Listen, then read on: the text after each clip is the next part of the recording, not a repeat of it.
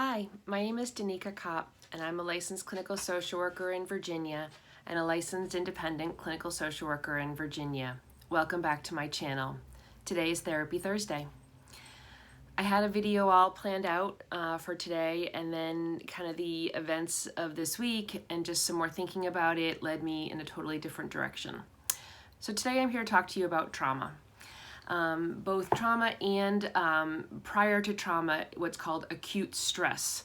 And I think all of us are going through acute stress in today's day and age, which is why I thought it was important to talk about it. In my world, kind of the therapy world, we look at trauma in terms of your capital T trauma and then in terms of like your little t trauma. I think all of us could agree, capital T traumas are, veterans coming back from, active combat, duty, where their lives are in danger constantly. They're having to actually kill other people. That is a serious acute stress and tends to lead to PTSD, which is post-traumatic stress disorder. And so all of us could probably classify that as a capital T trauma. Another capital T trauma that frequently people think about is when anyone is raped. That kind of that lack of control, that lack of, just kind of not being able to have a say in your body causes a capital T trauma. Another one we all tend to agree on is, repeated, ongoing, horrific child abuse can be a capital T trauma. Where we all tend to struggle is what are little t traumas, because what a little t trauma to me may not be a little t trauma to you. And in fact, you could have two children growing up in the exact same home, and one of them comes out traumatized and one of them doesn't. And that can be like the little t traumas. And I know even amongst ourselves, those are really hard for us to kind of like get behind and support. And so they tend to be really brushed off, which can also be very invalidating when you're struggling. So I wanted to talk about kind of what goes into acute stress, which is the precursor to post-traumatic stress disorder. So I have my DSM here to kind of help me.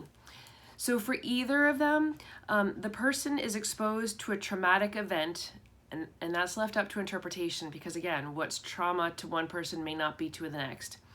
But the person's exposed to a traumatic event in which both of the following are present. One, the person experienced, witnessed, or was confronted by an event or events that involved actual or threatened death, serious injury, or a threat of the physical integrity of the self or others. So that's the first part.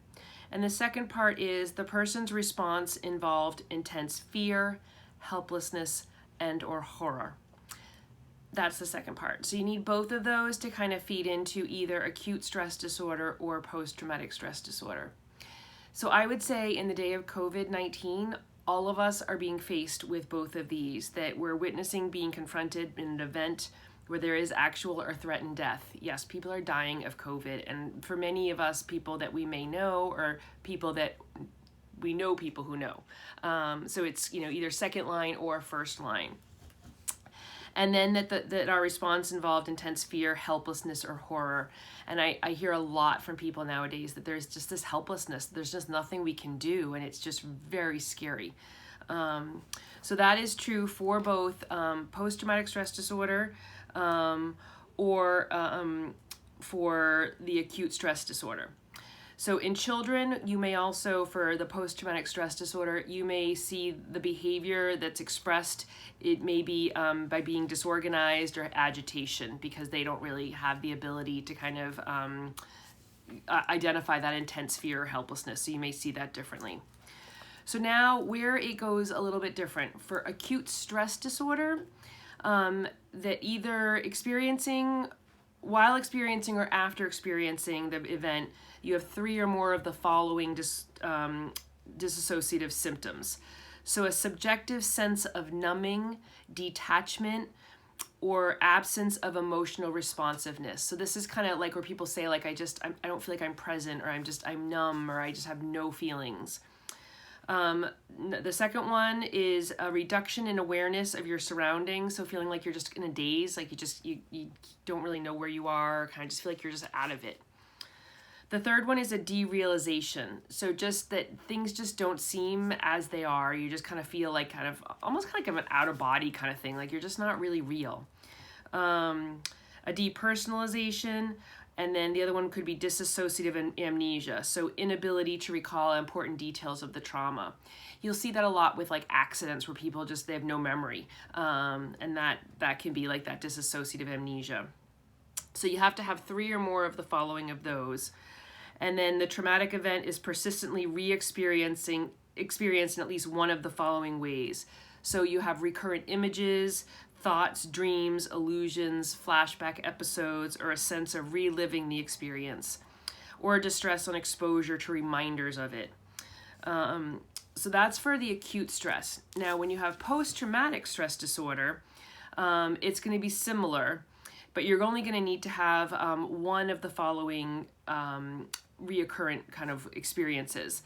So the recurrent or intrusive distressing recollections of the event, thoughts or perceptions, recurrent distressing dreams of the event, acting or feeling as though the traumatic event is reoccurring, which includes a sensation of reliving it, illusions, hallucinations, dissociative flashbacks, intense psychological distress at exposure or internal or external cues. So sometimes like with post-traumatic stress, somebody will experience when they smell a certain smell, they're kind of brought back to the situation, or when they drive by, maybe for example, the location of where an accident occurred or victimization occurred, they're just kind of like they're triggered. Or let's say it happened like in a McDonald's parking lot, just seeing the McDonald's can trigger them. That's kind of what that means.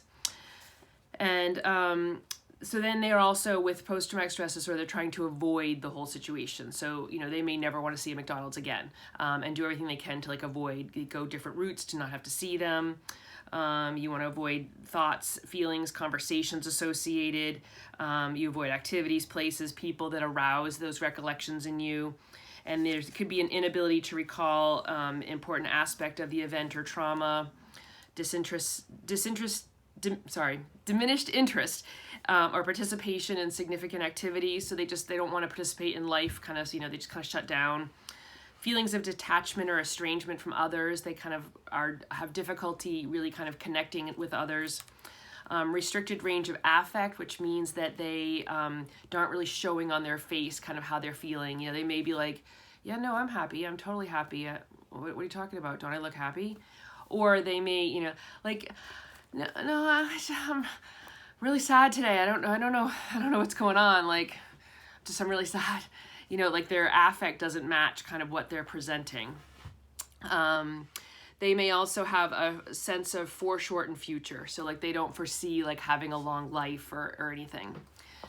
So taking all that into today's day and age, a lot of us are experiencing some of these symptoms and are certainly, there is a concern in the mental health field what this kind of social isolation, what this like quote new normal that we all keep hearing, what effect this is going to have on us long term. So what I also want to look at with you is how do we avoid this? Because we can't change that COVID happened. We can't change the intense scared feelings we had, the risk of bodily harm, of people dying, people that we know dying. So that fear of that. So what we do is we talk about it. Our brains process through talking. So being able to talk with either just those around you, with a therapist, with somebody who's kind of, trusted that can just listen and kind of help you work through that. Years ago, I stumbled upon a car accident and a kid died and I was the first on scene. And it was incredibly traumatic. And it was so traumatic that as it was happening, my brain couldn't even process like what happened. Things just didn't make sense in the scene. And I did help a young girl who did survive, but her boyfriend who was thrown across the street did not. And I didn't even see him when I first started with helping her.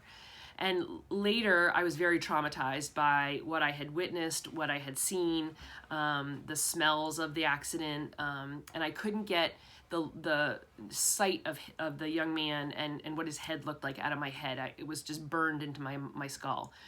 And I could close my eyes and I was like back there and I could smell like the fuel from the fire. And it really caused an acute stress reaction.